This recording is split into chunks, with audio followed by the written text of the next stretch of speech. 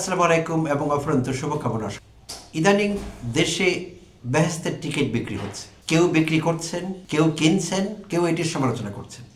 বেহেশতের ticket তো ঢাক না করে সরাসরি বলে ফেলি, বিএনপি এবং এর নেতাকর্মীরা, শীর্ষ নেতা থেকে শুরু করে মাঠ পর্যায়ের নেতাকর্মীরা সবার আঙুল এখন জামায়াত ইসলামের দিকে। আর একটি কথা, যে জামায়াত ইসলাম মিথ্যা প্রলোভন দিচ্ছে মানুষকে, ভোটারদের ধর্মের নামে বেহেশতের টিকিট বিক্রি করছে তারা। এই অভিযোগটি জোরালোভাবে উঠেছে বিএনপির পক্ষ থেকে এবং সর্বস্তরের নেতাকর্মী এই অভিযোগটি করছে। এই অভিযোগের তীর তাদের দিকে নিক্ষেপ করা হচ্ছে।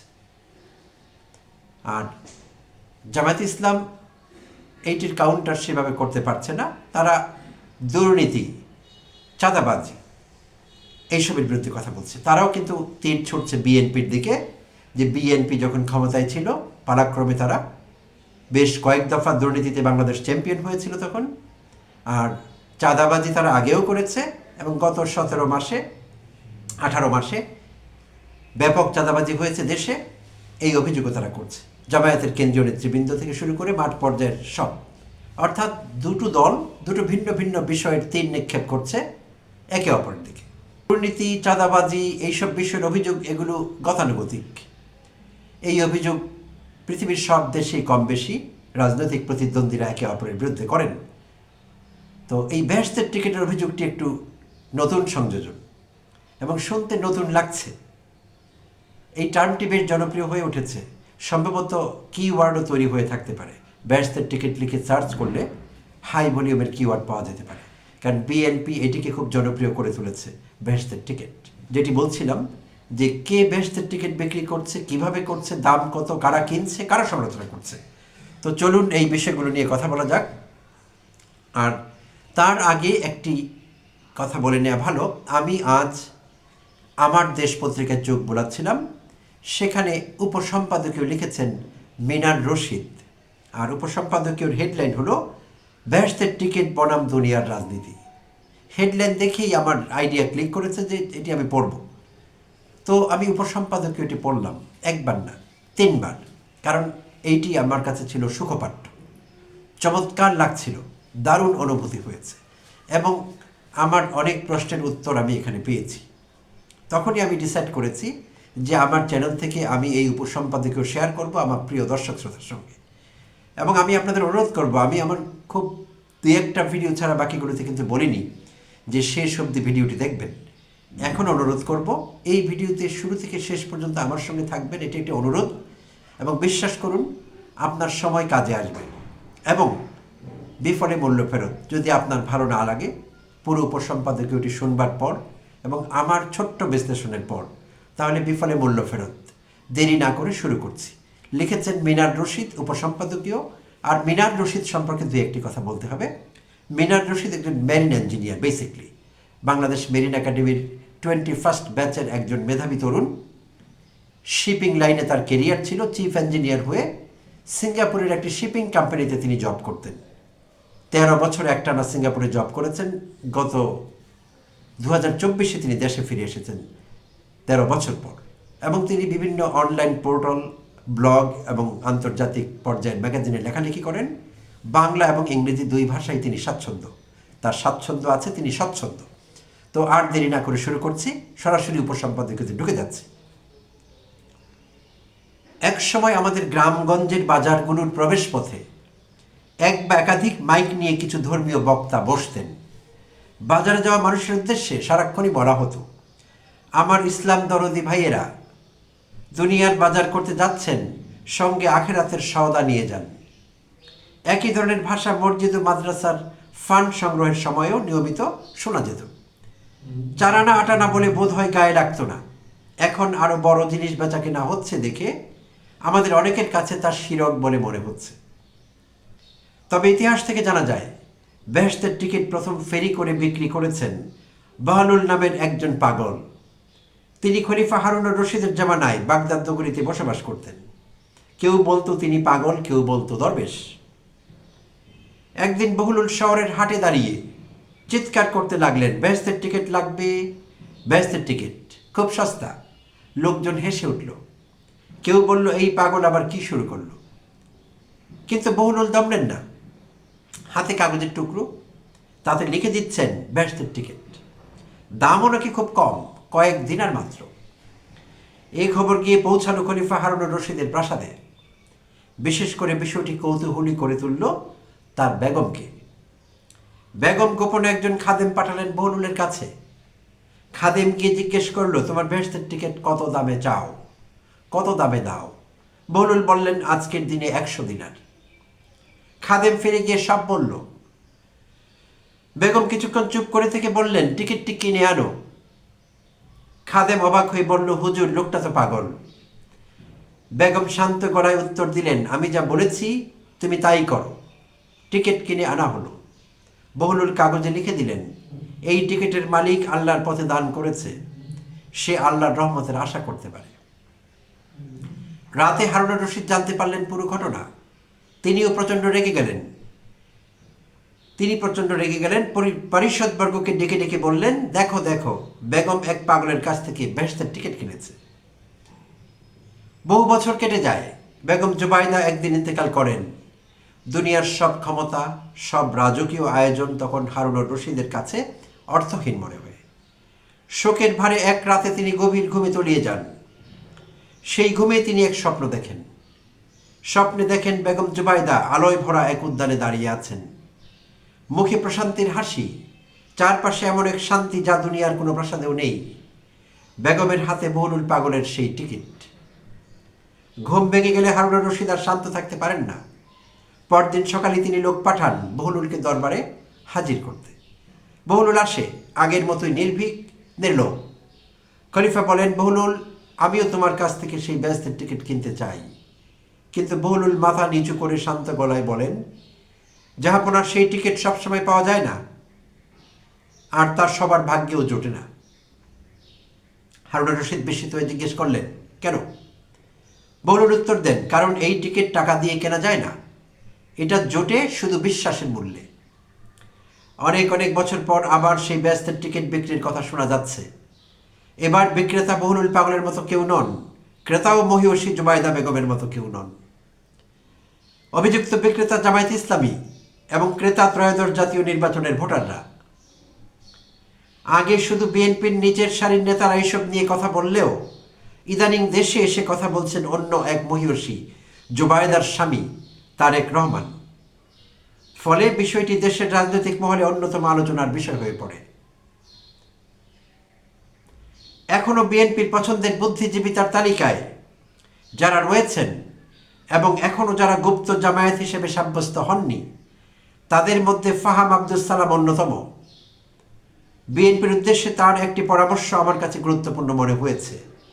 ধর্মের তাত্ত্বিক বিষয়ে বিএনপির উচিত হবে না জামায়াতের সঙ্গে তর্কে জড়ানো। বিএনপির সর্বোচ্চ কিংবা দ্বিতীয় বা তৃতীয় সর্বোচ্চ নেতাদের জন্য পরামর্শটি আরও বেশি প্রযোজ্য। আমার দেশ সম্পাদক ডক্টর মাহমুদুর রহমানও তারেক রহমানকে একটি কথা স্মরণ করিয়ে দিয়েছিলেন। আমাদের ইতিহাসের দুই মহিরুহের সন্তান হিসেবে তারেক রহমান সাহেবের যে বিশেষ সুবিধা রয়েছে, অসুবিধাও তার চেয়ে কম নহে। জনগণ খুব সহজেই তার বাবা মায়ের সঙ্গে এই তুলনাটি টেনে ফেলবে।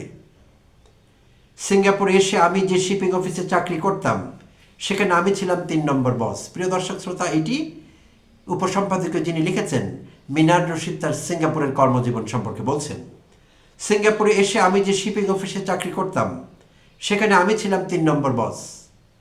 অন্য কোনো কাউন্টার পার্ট বা ক্লায়েন্টের সঙ্গে কোনো নেগোসিয়েশন থাকলে আমার 2 নম্বর বস আমাকে পাঠিয়ে বলতেন, তুমি গিয়ে এই কথা বলো। তাতে তোমার এই কথা ব্যাকফায়ার করলে আমি কিংবা বস গিয়ে ওটাকে কভার দিতে পারবো, বলতে পারবো ও ছোট মানুষ, ভুল করে ফেলেছে। কিন্তু আমি বা প্রথম বস বলে ফেললে সেই সুযোগ আর থাকবে না। গ্রে এরিয়ায় দাঁড়িয়ে প্রতিপক্ষকে মোকাবেলা আমাদের এই কৌশল রাজনীতিতে কাজে লাগবে কিনা জানি না। শেখ হাসিনার সঙ্গে তারেক রহমানের তুলনাটা না দুঃখজনক হবে। তারপরও সতর্ক না হলে এই তুলনা অটোমেটিক এসে পড়বে। কারণ শেখ হাসিনাও যা বলার নিজে বলে ফেলতেন, নিচের কারোর জন্য অপেক্ষা করতেন না।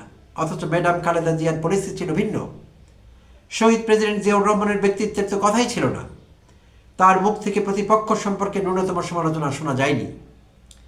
ধর্মভিত্তিক রাজনৈতিক দলগুলোর সবচেয়ে আকর্ষণীয় আইটেম হলো ব্যস্ত। ইংরেজিতে যাকে বলা হয় হ্যাভেন বা স্যালভেশন। তাদের সব কাজের অনুপ্রেরণা আসে এই জায়গা থেকে। অনেকেই দুনিয়ার দুঃখ কষ্ট জেল জুলুম সহ্য করে বেহেশতের লোভ থেকে। বেহেশতের এই লোভ দুনিয়ার অনেক লোভকে শুষে নেয়। জামায়াত নেতা মীর কাসেম আলী ফাঁসির মঞ্চে ওঠার কিছুক্ষণ আগে নিজের নাতি এবং পরিবারবর্গের সঙ্গে যেভাবে খোশ মেজাজে কথা বলেছেন তা সত্যি আশ্চর্যজনক ঠেকেছে। মধ্যপ্রাচ্য, দক্ষিণ এশিয়ায় ইসলামী রাজনৈতিক দলগুলো প্রায়ই বলে থাকে ইসলাম কায়েম করাই তাদের লক্ষ্য। তাদের ভাষায় যারা এই পথে সহযোগিতা করবে তারা আল্লাহর প্রিয় বান্দা হবে এবং আখিরাতে পুরস্কৃত হবে। এখানে রাষ্ট্র ক্ষমতার লড়াইকে দিনের লড়াই বানিয়ে ফেলা হয়। ইউরোপ ও যুক্তরাষ্ট্রে খ্রিস্টান ডানপন্থী দলগুলো সরাসরি বেহেশতের কথা কম বললেও মূল বক্তব্য একই থাকে, গড, ফ্যামিলি, নেশন। এই স্লোগানের আড়ালে রাজনীতিকে পাপ পুণ্যের মানদণ্ডে বিচার করা হয়। গর্ভপাত, সমকামিতা কিংবা ধর্মনিরপেক্ষতাকে ঈশ্বর বিরোধী কাজ হিসেবে চিহ্নিত করে বলা হয় ঈশ্বর ভীরু সরকার না হলে জাতি ধ্বংস হবে। এখানে ভোট দেওয়া মানে ঈশ্বরের পক্ষে দাঁড়ানো। ভারতে হিন্দুত্ববাদী রাজনীতিতে রামরাজ্য ও ধর্ম রক্ষার স্লোগান দিয়ে ক্ষমতার পথ তৈরি করা হয়েছে। এখানে বলা হয় ধর্ম রক্ষা করাই সবচেয়ে বড় পুণ্য। দেশ ও ধর্মকে এক করে ফেলা হয় যাতে রাজনৈতিক সমর্থন মানে ধর্মীয় কর্তব্য পালন। এর ফলে কংগ্রেসের মতো দল ও রামরাজ্য প্রতিষ্ঠার কথা না বলে থাকতে পারে না। সেকুলার ঘরানার যারা ওনাদের সঙ্গে রাজনীতি করেন তারা এতে চরম বেকায়দায় পড়ে যান। এরকম বেকায়দায় পড়ে গেছে বিএনপি। তবে বিষয়টি যে প্রজ্ঞার সঙ্গে মোকাবেলা করা দরকার ছিল তা বোধ হয় অনুপস্থিত থেকে যাচ্ছে। এটা সম্যকভাবে মোকাবেলা করতে হলে বেহেশতের টিকিট বিক্রির কিসিমটি ভালো করে হৃদয়ঙ্গম করতে হবে। বেহেশতের টিকিটের মোহে মানুষ আকৃষ্ট হচ্ছে, এই বয়ানটি ক্রমেই প্রশ্নবিদ্ধ হয়ে উঠছে। বরং নেতৃত্বের দীর্ঘদিনের সুবিধাবাদ, নীতিহীন সমঝোতা ও গভীর অস্বচ্ছতার প্রতি জনমনে যে তীব্র অনাস্থা জন্মেছে তারই প্রত্যক্ষ প্রতিফলন হিসেবে জনগণ বিকল্প পথে ঝুঁকছে। এখানে চালিকা শক্তি কোনো পারলৌকিক স্বপ্ন নয়, এটি সম্পূর্ণরূপে জাগতিক। জনগণের জাগতিক প্রয়োজন ও প্রত্যাশা মেটাতে সক্ষম নেতৃত্বের তাগিদ থেকে উৎসারিত। লক্ষণীয় বিষয় হলো এই প্রবণতা অশিক্ষিত জনগোষ্ঠীতে সীমাবদ্ধ নয়, বরং বিভিন্ন জরিপে স্পষ্টভাবে দেখাচ্ছে যে শিক্ষিত শ্রেণীর মধ্যেই তাদের গ্রহণযোগ্যতা দ্রুত বৃদ্ধি পাচ্ছে, যা প্রচলিত রাজনৈতিক বয়ানকে সরাসরি চ্যালেঞ্জ করছে। ধর্মের তাত্ত্বিক জটিলতায় না জড়িয়ে বিএনপির উচিত ইসলামপন্থী দলগুলোর এই চ্যালেঞ্জ জাগতিকতা দিয়েই মোকাবেলা করা। তজ্জন্যে দৃষ্টমান কিছু ইহজাগতিক পদক্ষেপ গ্রহণ করা দরকার, যাতে জনগণ টের পায় যে প্রকৃত অর্থেই কিছু পরিবর্তন হচ্ছে। 4 কোটি নতুন ভোটার কিভাবে বিহেভ করবে তা জানি না। সামনের নির্বাচনে প্রায় 17 থেকে 20% সুইং ভোটার রয়েছেন, যারা দলীয় আবেগ কিংবা বেহেশতের টিকিটের বিনিময়ে ম্যানেজ হবেন না। কিন্তু এই সুইং ভোটাররাই মোটামুটি নির্ধারণ করবে সামনে কারা ক্ষমতায় যাচ্ছে। সব কিছু মিলিয়ে বিএনপিকে এখন একটা শক্ত প্রপাগান্ডা মোকাবেলা করতে হচ্ছে। মূলধারার মিডিয়ার বড় অংশ এখন বিএনপির পক্ষে অবস্থান নিলেও প্রতিপক্ষের সোশ্যাল মিডিয়ার প্রচারের সম্মুখে রীতিমতো হিমশিম খাচ্ছে। কারণ মূলধারার মিডিয়া আগের রেজিমে যে আস্থার সংকটে পড়েছিল তা এখনও কাটিয়ে উঠতে পারছে না বলে। ফলে ইহজাগতিক যেই পরিকল্পনা বিএনপি পেশ করে সেটাকেই প্রশ্নবিদ্ধ করে ফেলা হচ্ছে। বিএনপি কর্তৃক উপস্থাপিত ফ্যামিলি কার্ড নিয়েও একই ফেনোমেনা শুরু হয়ে গেছে। প্রশ্ন করা হচ্ছে এত টাকা কোথা থেকে আসবে, অথচ এই প্যাকেজটি বাস্তবায়ন করা সরকারের পক্ষে অসম্ভব হবে না। বর্তমান আর্থসামাজিক অবস্থার প্রেক্ষাপটে 1 কোটি পরিবারের জন্য এই অনুদানটির প্রয়োজন হতে পারে।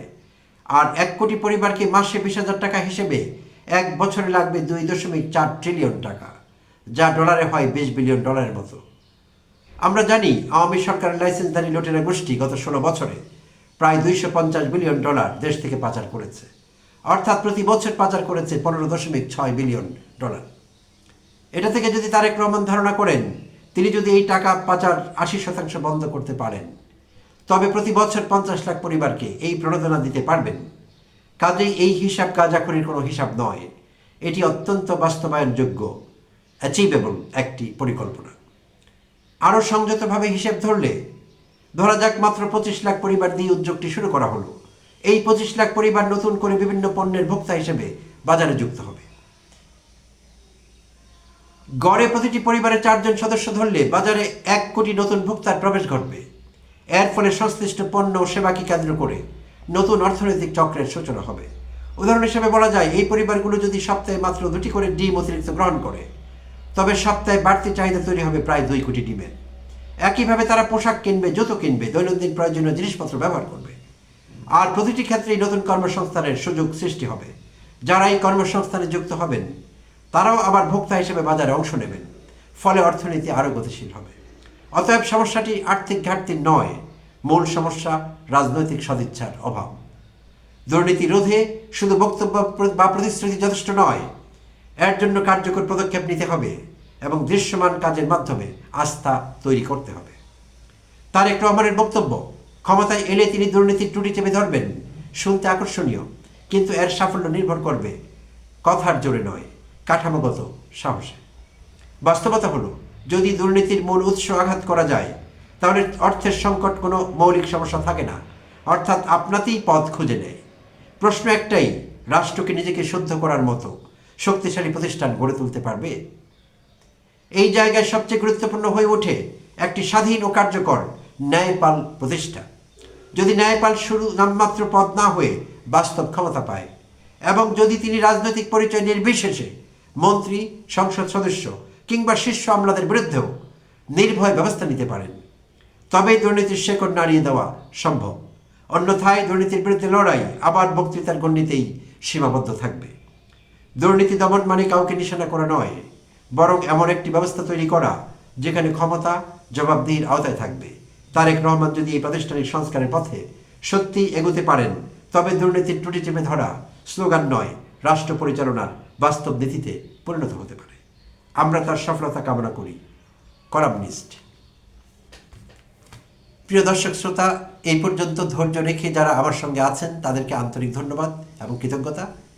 তো যেটি বলছিলাম, আমি এই উপসম্পাদকীয় 3 বার পড়েছি, দারুণ লেগেছে আমার কাছে। এর চেয়ে বাস্তব বিশ্লেষণ, যে প্রসঙ্গ নিয়ে কথা বলছিলাম, ব্যস্তের টিকেট এবং দুনিয়ার রাজনীতি, আর হতে পারে না। চমৎকার। আইডিয়াকে আইডিয়া দিয়ে মোকাবেলা করতে হবে। খিস্তি খেউর করে, অ্যাবিউসিভ ল্যাঙ্গুয়েজ ব্যবহার করে, শিষ্টাচার বহির্ভূত আচরণ করে, মাসল পাওয়ার শো করে কিংবা শো ডাউন করে মোকাবেলা করা যাবে না। আর এরকম চেষ্টা করা আত্মঘাতী হতে পারে অনেক ক্ষেত্রেই, অতীতে অনেকের ক্ষেত্রে সেটি হয়েছে। তাই এখন প্রতিনিয়তই আমরা শঙ্কায় আছি বিএনপি এবং জামায়াতের এই বাকযুদ্ধ, এবং বাকযুদ্ধের পর্যায়ে সীমিত নেই। আমরা দেখতে পাচ্ছি এনসিপির এক তরুণ নেতা নির্বাচন পরিচালনা করছেন, সম্মুখ সারির, যিনি নাসিরুদ্দিন পাটোয়ারির কথা বলছি। দ্বিতীয় দিনের মতো নাসিরুদ্দিন পাটোয়ারির উপর হামলা হয়েছে। সেই হামলাটি যতই ছোট হোক, প্রতীকী হোক, এইটি আরও সহিংসতার জন্ম দিতে পারে, পরিস্থিতি আরও খারাপ করতে পারে, খারাপ থেকে খারাপতর হতে পারে এবং খারাপতম। নির্বাচনের মাত্রই 2 সপ্তাহ বাকি আছে। তাই এই বক্তব্যে আমার দর্শক তাদের মধ্যে বিএনপি মনে অনেকে আছেন, আওয়ামী লীগের কর্মী সমর্থকও থাকতে পারেন। এই উপসম্পাদকীয় কম বেশি সবার জন্য প্রযোজ্য। আইডিয়াকে আইডিয়া দিয়ে মোকাবেলা করতে হবে। যা করা হচ্ছে সেটি শিষ্টাচার বহির্ভূত, গণতান্ত্রিক মূল্যবোধের পরিপন্থী। মুখে বলবো আমরা গণতান্ত্রিক দল, আমরা গণতন্ত্র দেব, আমরা গণতান্ত্রিক সরকার গঠন করব, কাজে সেটি দেখাতে পারবো না। কাজে যা করব সেটি আরেক নতুন ফেসিবাদ। কথায় কথায় স্লোগান দিচ্ছি, ফেসিবাদ মুক্ত বাংলাদেশ চাই, হাসিনা বিদায় হয়েছে, জামানার নিকৃষ্টতম ফেসিবাদী বিদায় হয়েছে। ভালো কথা, আমিও মানছি। পিশাচ বলে সম্বোধন করি আমি হাসিনাকে, এতে আমার কোনো আপত্তি নেই। কিন্তু হাসিনাকে আমরা তাড়াইনি নতুন কোনো ফেসিবাদের সন্ধানে। আমাদের আর নতুন কোনো ফেসিবাদ দরকার নেই। যেই ফরম্যাটে সেটি আসুক না কেন, সেটি আমাদের দরকার নেই। সার্বিকভাবে আমরা সব রকমের ফেসিবাদের বিরোধিতা করব, সব রকমের ফেসিবাদ থেকে মুক্ত থাকার চেষ্টা করব এবং গণতান্ত্রিক মূল্যবোধ আমাদের আচরণে নিয়ে আসবার চেষ্টা করব। চেষ্টা অন্তত করতে পারি। তো প্রিয় দর্শক শ্রোতা, আশা করছি এই যে ব্যস্তের টিকেটের যে স্লোগান, যেটি নিয়ে বিএনপি প্রতিপক্ষকে হামলা করছে, যে তীরটি তারা সানিয়ে নিয়েছে, ব্যস্তের টিকিট বিক্রি করছে। তো আমি আমার আগের এপিসোডে বলেছিলাম, আমি জানি না কোন জায়গায় জামায়াতের কেন্দ্রীয় নেতৃত্বের কেউ এই কথা বলেছেন অন রেকর্ড। আমার কাছে কোনো তথ্য নেই। আপনাদের কারো কাছে থাকলে দয়া করে শেয়ার করবেন, জানাবেন মন্তব্যে। আমি মনে করি বিএনপির বিরুদ্ধে, জামায়াতের বিরুদ্ধে বিএনপির এটি একটি মেইড আপ অস্ত্র, তারা এই অস্ত্রটি ব্যবহার করতে চাইছেন। তারা বোঝাতে চাইছেন যে জামায়াত ধর্মীয় রাজনীতি করছে।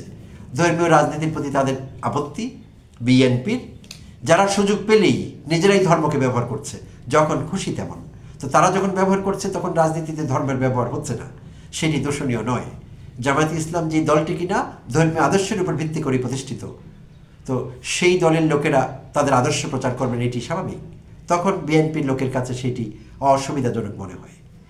তো তাই মিনার রশিদ যথার্থই বলেছেন, আইডিয়া দিয়েই মোকাবেলা করতে হবে, অন্য কোনোভাবে মোকাবেলা করতে হবে, প্র্যাগমেটিক অ্যাপ্রোচ নিতে হবে। একে অপরকে আক্রমণ করে কিচ্ছু অ্যাচিভ করা যাবে না, পরিস্থিতি ঘোলাটেই হবে ক্রমশ, এবং সেইটি নির্বাচনকে শঙ্কাযুক্ত করে ফেলবে। আমরা শঙ্কামুক্ত একটি পরিবেশ চাই 12ই ফেব্রুয়ারি, যাতে আমরা জাতীয় সংসদ নির্বাচন এবং একই দিনে গণভোটে হ্যাঁকে জয়যুক্ত করতে পারি।